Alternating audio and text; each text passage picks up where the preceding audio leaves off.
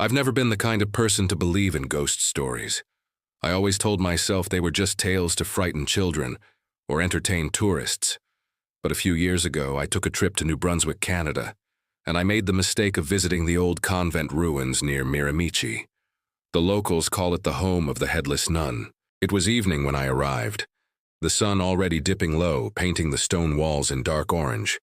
The convent stood half broken, its roof caved in, the windows nothing more than jagged holes. Moss climbed up the walls, and vines crawled through the cracks. The air smelled of damp earth and old stone, thick and heavy, like the building itself was still alive, still breathing. I don't know why I went in. Curiosity, maybe. The moment I stepped through the archway, the temperature dropped, my skin prickled, and every sound I made echoed unnaturally long, as if the walls wanted to remember my presence. At first, I only saw shadows stretching across the cold stone floor. But then I began to notice things, details that didn't belong. A trail of something dark staining the wall, scratches etched into the stones like fingernails dragged across them. And faintly, from somewhere deep inside, I heard a sound, a whisper.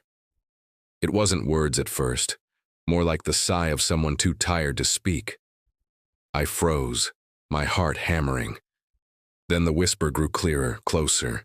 It was a woman's voice, low and trembling, chanting something I couldn't understand.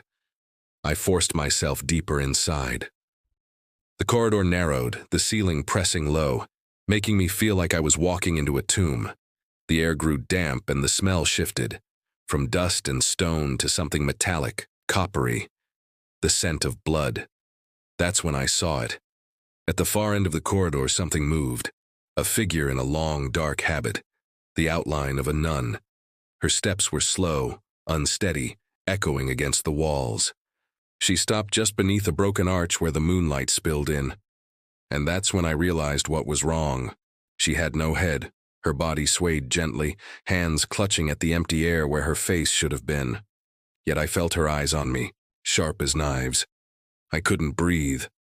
The silence pressed down like a weight. And then, from the shadows beside her, I saw it. Something round, pale, rolling across the stones. Her head. It moved toward me with jerking motions, bouncing slightly as if shoved by invisible hands. Her mouth was open in a scream, but no sound came out. My body finally reacted.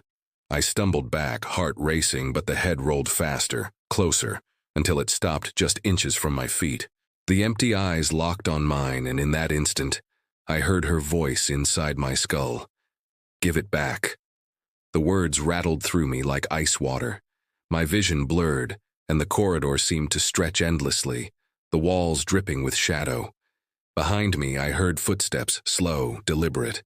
I didn't want to turn, but I felt her body moving closer, reaching for me with hands that shook like broken bones. I ran. The passage twisted, but no matter which way I turned, the ruins led me back to that same corridor, that same rolling head, those empty eyes. The walls pulsed like a heartbeat, and the chanting grew louder, rising to a scream. I finally burst out into the night air, lungs burning, legs trembling. I didn't stop until I was miles away. Back in my car, shaking so badly I could barely put the key in the ignition.